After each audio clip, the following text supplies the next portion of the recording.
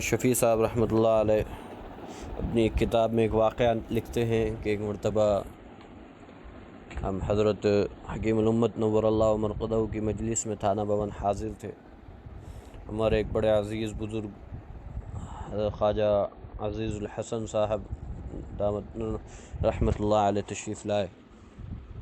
اور حضرت سے ملاقات کر کے فرمانے لگے کہ ایک مرتبہ میری ملاقات ایک بہت بڑے شاعر اس وقت کے جگر مراد آبادی سے ہوئی۔ اپنے وقت کے ایک بہت بڑے شاعر گزرے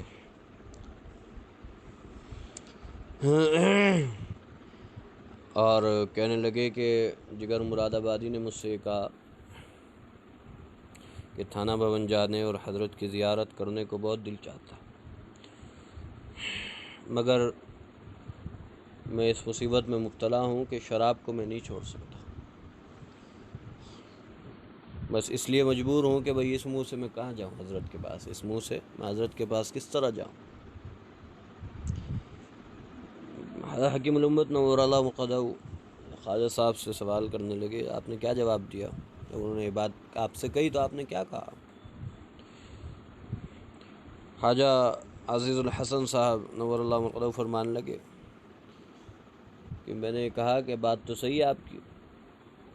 کوئی ایسی حالت میں بزرگوں کے پاس جانا کیسے مناسب ہو سکتا ہے؟ تو حضرت نے خواجہ صاحب کو کچھ کلمات کہے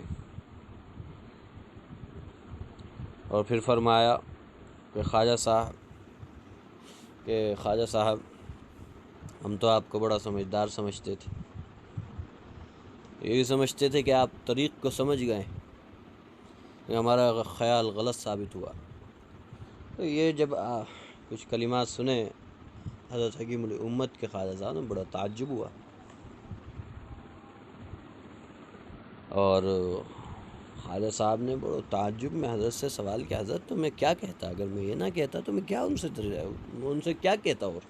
ان کو کیا جواب دیتا؟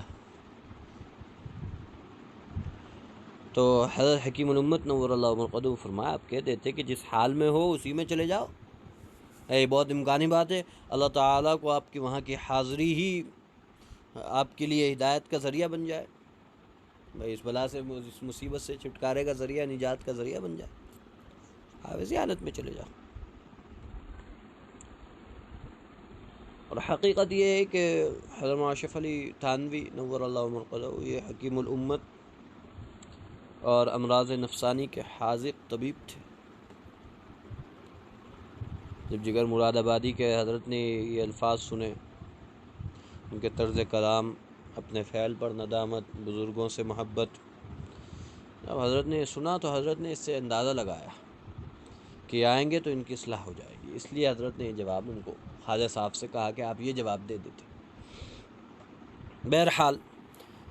حضرت شفیع صاحب فرماتے ہیں پھر خواجہ صاحب چلے گئے اور پھر ان کی ملاقات اتفاقاً ہوئی جگر مراد آبادی سے، تو انہوں نے حضرت کے کلمات ان کے سامنے دہرا دیے کہ بھئی حضرت یہ چاہتے تھے۔ تو حضرت کے جب یہ کلمات سنے تو جگر مراد آبادی زار و قطار رونے لگے اور عہد کر لیا کہ میں اب اس خبیث چیز کو ہاتھ بھی نہیں لگاؤں گا، مر جاؤں گا لیکن اس خبیث چیز کو ہاتھ نہ لگاؤں گا، اس کے پاس بھی نہیں جاؤں گا۔ اور جیسے اس کو چھوڑا، ظاہر سی بات ہے جس کو عادت لگ جاتی ہے اس کو، یہ تو بڑی خطرناک چیز ہے، اب اس کو چھوڑتے ہی شدید بیمار ہو گئے، حالت نازک ہو گئی، انتہائی نازک ہو گئی، اور ایسی حالت ہو گئی کہ موت کے قریب پہنچ گئے۔ تو جو قریب میں لوگ تھے انہوں نے کہا کہ بھئی اس وقت جو حالت ہے آپ کی، بقدر ضرورت آپ تھوڑی سی شراب پی لیجئے۔ بھئی اضطراری حالت میں تو شریعت بھی اجازت دے دیتی ہے، اور یہ کہنے لگے کہ آپ خود بھی حضرت حکیم الامت سے مسئلہ دریافت کر سکتے ہیں۔ جگر مراد آبادی سے لوگوں نے بات کہی، جب وہ سب کی بات پوری ہو چکی تو جگر مراد آبادی بولے اور ان کے سب کے سوال کا ایک جواب دیا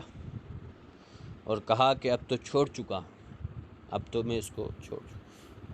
بھائی بڑے جگر والے آدمی تھے، بہرحال جگر مراد آبادی جو تھے بڑے جگر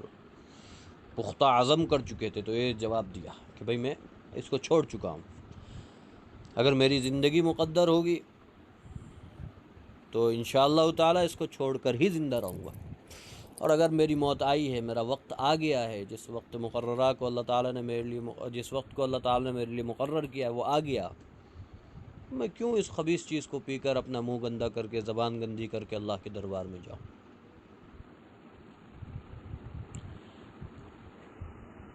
یہ بات ہے کہ اللہ تعالیٰ کو اہل عزم و ہمت بہت پسند آتے ہیں، جو ہمت کرتے ہیں نا اللہ کی طرف بڑھنے کی، اللہ تعالیٰ ان کی مدد فرماتے ہیں، اللہ ان کی جیسے پاک میں ہے کہ اللہ تعالیٰ فرماتے ہیں کہ بندے تو میری طرف ایک بالشت آ، میں تیری طرف ایک ہاتھ آؤں گا، تو میری طرف چل کر آ، میں دوڑ کر آؤں گا۔ تو جو ہمت کرتا ہے اللہ کی طرف بڑھنے کی، اللہ کی طرف جانے کی، اللہ تعالیٰ اس کی مدد فرماتے ہیں۔ اسی طرح اللہ تعالیٰ نے جگر مراد آبادی کی بھی اسی طرح سے مدد فرمائی،